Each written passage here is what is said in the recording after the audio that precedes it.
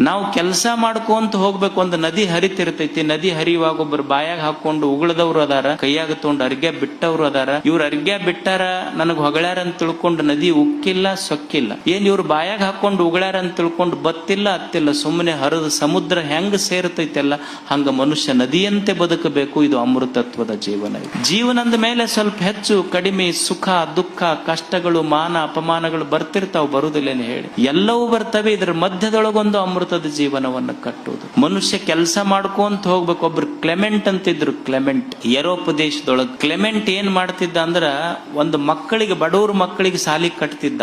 ಸಾಲಿ ಕಟ್ಟುವಾಗ ಯಾವನೋ ಒಬ್ಬ ವ್ಯಕ್ತಿ ಹತ್ರ ಹೋಗಿ, ನಾ ಬಡವ್ರ ಮಕ್ಕಳಿಗೆ ಸಾಲಿ ಕಟ್ತೀನಿ, ನನಗೊಂದ್ ಸ್ವಲ್ಪ ಏನಾರ ಸಹಾಯ ಮಾಡು ಅಂತ ಕೇಳ್ದ.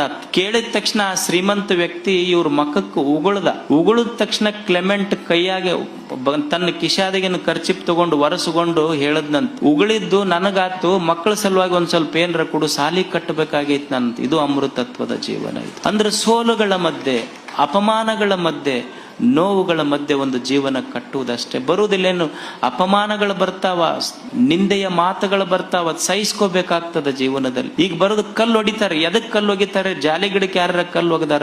ಕಲ್ಲು ಮಾವಿನ ಗಿಡಕ್ಕೆ ಒಗಿತಾರೆ. ತಿಳ್ಕೋಬೇಕು, ನಮಗ್ ಮಂದಿ ಬೈಯಾಕತ್ತಾರ ಅಂದ್ರೆ ನಾವು ಮಾವಿನ ಗಿಡ ಅಂತ ತಿಳ್ಕೋಬೇಕು, ಜಾಲಿ ಗಿಡ ಅಲ್ಲ ಅಂತ ನಿಶ್ಚಯ ಮಾಡಿಕೊಳ್ಳೋದಷ್ಟೇ. ಸೋಲಿನ ಮಧ್ಯದಲ್ಲಿ, ಅಪಮಾನದ ಮಧ್ಯ